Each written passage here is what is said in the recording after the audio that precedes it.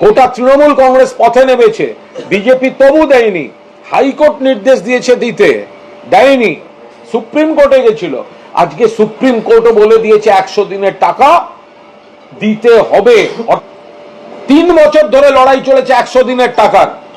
তারপরে আজ সুপ্রিম কোর্টে গিয়ে সেই দাবি মান্যতা পেয়েছে, রাজ্য সরকারের মান্যতা পেয়েছে তৃণমূল কংগ্রেসের বক্তব্য, মমতা বন্দ্যোপাধ্যায়ের দাবি, অভিষেক বন্দ্যোপাধ্যায়ের দাবি।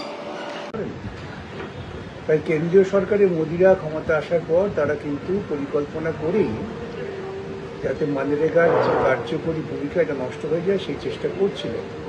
পশ্চিমবঙ্গের ক্ষেত্রে তার সহযোগী হিসেবে ভূমিকা নিয়েছেন মমতার সরকার। তারা দুর্নীতি করেন, এই দুর্নীতি করার ফলে কেন্দ্রীয় সরকার সুযোগ পেয়ে যায়, তারাও অনুদান বন্ধ করে দেন। এর বিরুদ্ধে একটি ক্ষেত মজুর সংগঠন তারা আসন আদালতে আমরা মামলা করি এবং মামলা করার মধ্য দিয়ে বহুদিন মামলা চলার পর হাইকোর্ট রায় দেন যে রাজ্য সরকার এবং কেন্দ্রীয় সরকারের মধ্যে যে বিরোধ, টাকা দিচ্ছে কি দিচ্ছে না, টাকা চুরি হচ্ছে কি হচ্ছে না, সেসব তারা নিজেদের মধ্যে প্রশাসনিক দিক থেকে যা ব্যবস্থা নেওয়ার নেই, কিন্তু বাধ্যতামূলকভাবে 100 দিনের কাজ চালু করতে হবে আগস্ট মাস 2025 থেকে। এটাই ছিল হাইকোর্টের নির্দেশ। সেই নির্দেশে কার্যকরী করার পরিবর্তে কেন্দ্রীয় সরকার তারা সুপ্রিম কোর্টে এসএলপি ফাইল করে।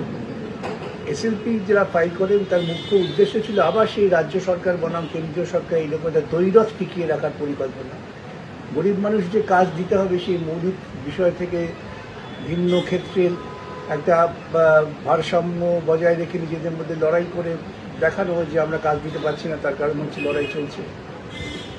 এই মামলা যখন সুপ্রিম কোর্টে এসএলপি হয়েছে তখন আরেকটি ক্ষেত মজুর সংগঠন তারা হাইকোর্টে রিট পিটিশন করেন। আর তখন যিনি পিটিশন শুনছিলেন মাননীয় বিচারপতি সুজয় পাল, সেখানে আমরা পরিষ্কার বলি ক্ষেত মজুরদের হয়ে যে আমাদের 100 দিনের কাজটাকে কার্যকর করতে হবে। ওদের মধ্যে কি বিরোধ আছে সেটা নিয়ে আমাদের কোনো উৎসাহ নেই। এবং যে এসএলপি ফাইল হয়েছে, এসএলপি থাকার কারণে মামলায় কিন্তু শুনানি হবে না, এটা কোনো যুক্তি নয়। তো কলকাতা হাইকোর্ট নির্দেশ দিয়েছেন রাজ্য সরকারকে যে 7ই নভেম্বরের মধ্যে তাদের রিপোর্ট দাখিল করতে হবে কেন তারা 100 দিনের কাজ শুরু করেনি। ইতিমধ্যে আজকে যে ঘটনাটা ঘটল সেটা হচ্ছে কেন্দ্রীয় সরকারের যে এসএলপি সেটা সুপ্রিম কোর্ট পত্রপাঠ বিদায় করে দিয়েছে। তারা পরিষ্কার বলেছেন যে হাইকোর্টের রায়ে হস্তক্ষেপ করার কোনো প্রয়োজন নেই এবং কেন্দ্রীয় সরকারের আপিল আবেদন খারিজ। এখন আর কোনো বাহানা রইল না, না রাজ্য সরকার না কেন্দ্রীয় সরকার কারো পক্ষে কোনো বাহানা রইল না 100 দিনের কাজ বাস্তবায়িত না করার। বাস্তবায়িত করতে হবে। ইতিমধ্যে ক্ষেত মজুররা বিভিন্ন জায়গায় বিভিন্ন ক্ষেত মজুর সংগঠন সকলেই তারা কাজের জন্যে যে আইনগত পদ্ধতি সেই পদ্ধতি নিয়ে আবেদন করেছেন।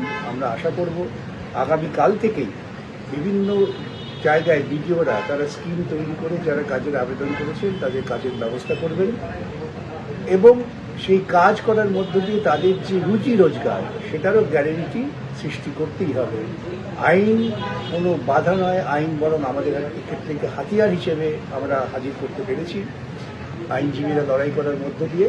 এবং সমস্ত ক্ষেত মজুর সংগঠন যারা যেখানে আছেন বিভিন্ন বিশ্বাসের ঊর্ধ্বে উঠে ঐক্যবদ্ধভাবে লড়াই করুন। 100 দিনের কাজ করেই আমরা আমাদের আত্মসম্মান রক্ষা করতে পারব।